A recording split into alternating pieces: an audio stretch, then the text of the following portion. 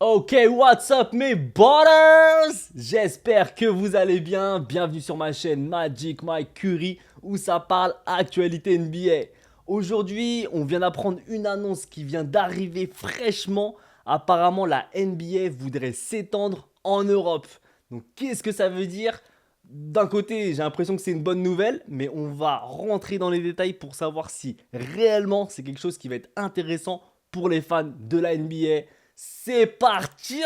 N'oublie pas de t'abonner. Let's go! Une vague d'articles de presse et de rapports d'analystes a récemment mis en lumière les rumeurs d'une expansion de la NBA en Europe. Un thème récurrent dans ces rapports est la possibilité d'un lancement autour de la saison 2026-2027. Les 11 villes fréquemment citées comme potentielles hôtes de ces franchises sont Madrid, Barcelone, Munich, Berlin, Londres, Manchester, Milan, Rome, Istanbul, Athènes et bien évidemment Paris. L'analyse des sources révèle que de nombreux rapports s'appuient sur les informations de Sportico et Le Parisien comme point de départ.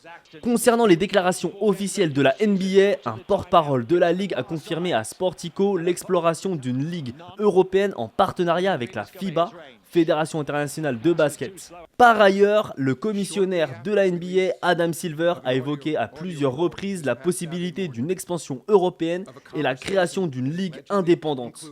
Il a souligné l'importance d'une approche prudente et collaborative, respectueuse de l'écosystème du basket européen existant. Des rapports indiquent également que Silver prévoit de présenter cette idée au Conseil des gouverneurs de la NBA. Plusieurs avantages potentiels pour la NBA justifient l'intérêt pour une expansion en Europe.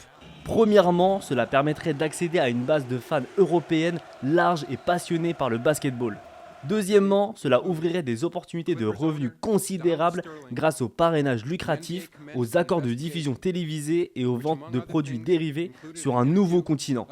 La NBA estime que le marché européen et du Moyen-Orient pourrait générer jusqu'à 3 milliards de dollars de revenus annuels. La valeur des franchises dans des villes majeures comme Londres et Paris pourrait atteindre au moins 500 millions de dollars. Troisièmement, une ligue européenne faciliterait l'intégration du vivier croissant de talents européens dans l'écosystème de la NBA. L'Europe produit déjà des joueurs de premier plan pour la NBA. Quatrièmement, cela renforcerait la position de la NBA en tant que sport véritablement mondial. Enfin, le partenariat avec de grands clubs de football européens comme le PSG et Manchester City offrirait des avantages commerciaux et structurels considérables. Le PSG a d'ailleurs confirmé son intérêt. Le potentiel de génération de revenus importants grâce aux frais d'expansion, aux droits médiatiques et au parrainage est un moteur majeur de l'intérêt de la NBA pour l'Europe. La popularité existante du basketball en Europe, attestée par l'audience de l'Euroleague et le nombre de joueurs européens en NBA, suggère un marché réceptif à une ligue affiliée à la NBA. L'alignement avec des puissances du football établies offre un raccourci stratégique à l'engagement des fans, aux infrastructures et à la portée marketing dans des villes européennes. Cependant, l'établissement d'une ligue NBA en Europe n'est pas sans défi. Les problèmes logistiques, notamment les distances de voyage et les différences de fuseaux horaires, sont considérables par rapport à la structure nord-américaine de la NBA. Adam Silver a lui-même mentionné le transport aérien comme un obstacle majeur. La viabilité financière est également une préoccupation car les propriétaires d'équipes NBA sont conscients des difficultés de rentabilité rencontrées par d'autres initiatives internationales de la Ligue, comme la BAL et la G-League. Des villes comme Londres et Paris ont historiquement eu du mal à soutenir le basketball professionnel. Les différences culturelles entre le basket européen et américain en termes de style de jeu et de règles, FIBA versus NBA, et d'attentes des fans devront être prises en compte. Le basketball européen met l'accent sur le jeu d'équipe et la tactique.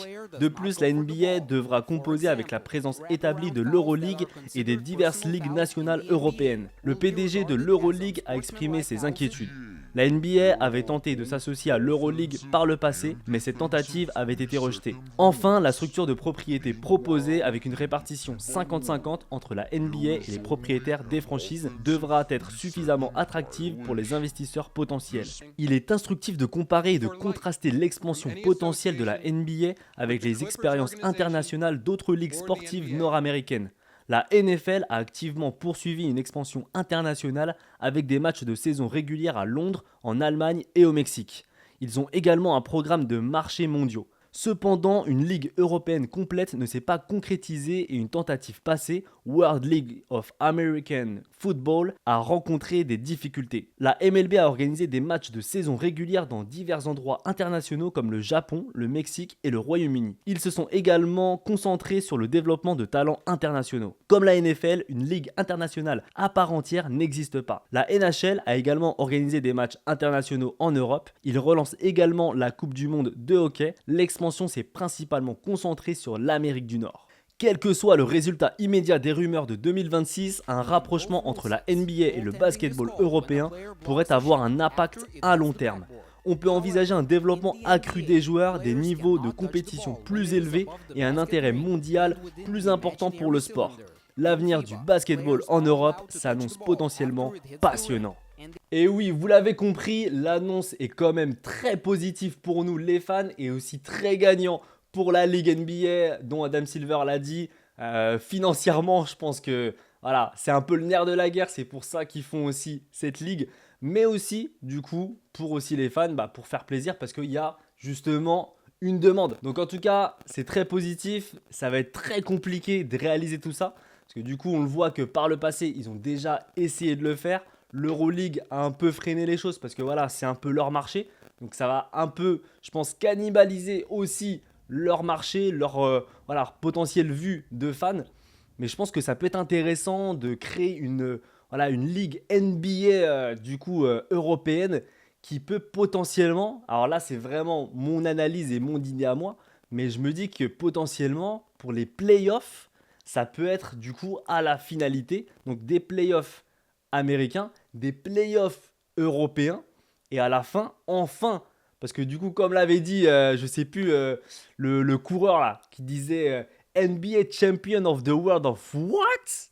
Et ouais, parce qu'en vrai, ils disent qu'ils sont champions du monde de basket, mais c'est que de la NBA. Et à un moment, ils ont voulu faire justement un match entre la NBA et du coup le gagnant de l'Euroleague. Donc le gagnant de la NBA Playoff et le gagnant de l'Euroleague, mais ça s'est pas fait. Alors que là, ils sont entre guillemets dans la même ligue. S'ils créent la NBA Europe, et ben là, il peut y avoir un combat de malade et ça peut être vraiment sympa. Et en plus, ça ferait des matchs en plus. Donc clairement, franchement, moi je valide totalement ce concept de dire NBA américain. Je pense que dans tous les cas, c'est là où la crème de la crème sera. Parce que même si, imaginons, regarde, il y a un Jokic par exemple, ou il y a un Wemby qui apparaît dans les prochaines années, ils savent que dans tous les cas, ils ne resteront pas dans la NBA Europe. Le gratin du gratin, faut qu'on se le dise, ils sont en Amérique. Donc, c'est là où justement, il y a une question à se poser. C'est que du coup, je pense que la NBA Europe va quand même être, on va dire, moins forte, entre guillemets, en termes de talent que la NBA américaine. Parce que dans tous les cas, la NBA américaine, ce sera toujours internationaux. Ce sera toujours des athlètes internationaux qui seront là. Ce ne sera pas être que du full américain. Donc c'est là où la question va se poser. Mais en tout cas, moi je le valide parce que ça va faire des matchs en plus. On va regarder encore plus de matchs. Et franchement, c'est une régalade. Donc moi je vote oui. Après, à voir sous quelles conditions. Il faut dans tous les cas que ce soit intéressant. Il faut que les matchs soient bons. Parce qu'en soi, regarde, il y a déjà, on a déjà par exemple Paris Basketball qui est là. On a toutes les petites équipes françaises qui sont là. Comment ça va se passer du coup? Ils vont créer une nouvelle équipe du coup, PSG Basketball ou quelque chose comme ça. Donc à voir comment ils vont gérer un peu, on va dire, cette tambouille interne. Mais sur le papier, moi je valide. Voilà, c'est la fin de la vidéo. Si tu t'es régalé, n'hésite pas à mettre un max de pouces bleus. N'hésite pas aussi à me donner ton avis. Est-ce que pour toi c'est une bonne décision de créer une NBA Europe ou c'est pour toi n'importe quoi, ils font des dingueries?